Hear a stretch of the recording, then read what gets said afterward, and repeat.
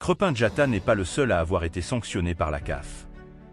En effet, le capitaine malien Amari Traoré, qui joue en Espagne au Real Sociedad, a également été pénalisé par la CAF pour comportement antisportif envers l'arbitre qui a dirigé le quart de finale entre le Mali et la Côte d'Ivoire.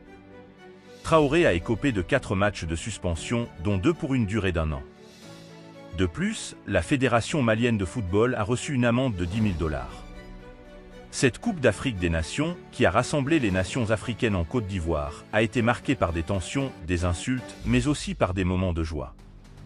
Le différend entre Mbamba et l'entraîneur marocain, ainsi que les matchs à élimination directe des éléphants, en sont des exemples. Certains soutiennent que la Côte d'Ivoire n'aurait pas remporté le tournoi si les huitièmes de finale n'avaient pas été entachés de tricherie. D'autres estiment que cette édition a été la meilleure de toutes les Coupes d'Afrique des Nations précédentes.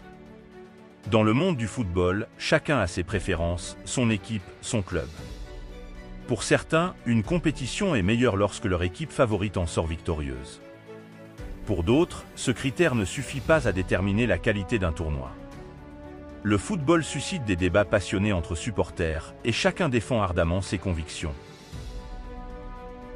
Le président de la FIFA, Gianni Vincenzo Infantino, a récemment exprimé sur son compte X son admiration pour la manière dont la Coupe d'Afrique des Nations a été organisée par les éléphants, ainsi que pour les améliorations apportées dans le pays. Sur son compte, il a écrit, je cite, « J'ai eu le privilège d'assister à la finale de la CAN en Côte d'Ivoire, et c'était vraiment remarquable. L'organisation de cette CAN, les infrastructures développées du pays, l'accueil chaleureux de ses habitants et la qualité des hôtels sont tout simplement exceptionnels, au point qu'on se croirait à Paris. » Voici quelques déclarations de Florent Malouda concernant José Mourinho lors de son arrivée à Chelsea. Il déclare, je cite, « Ma première conversation avec José Mourinho a été formidable. J'étais tellement soulagé d'avoir obtenu le feu vert pour me rendre à Londres et finaliser mon contrat. En France, je portais le maillot numéro 7, alors j'ai demandé à José s'il était disponible. Il a répondu, non, Cheva, Andriy Shevchenko, est le numéro 7. Oubliez ça,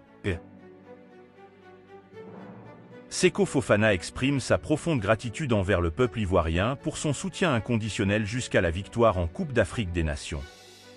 Il remercie chaleureusement le peuple ivoirien, ses coéquipiers, le staff et les supporters pour leur accueil, leur respect, leurs encouragements et leur soutien tout au long de la compétition. Il reconnaît que cette expérience restera parmi les moments les plus mémorables de sa vie. Eden Hazard, l'ancien capitaine des Diables Rouges, ayant annoncé sa retraite en 2023 sur son compte Instagram, a récemment critiqué le jeu d'Erling Haaland, le Viking norvégien évoluant à Manchester City, lors d'une brève entrevue. Selon Hazard, le jeu de Haaland ne serait pas une source d'inspiration pour un futur joueur aspirant à une carrière dans le football.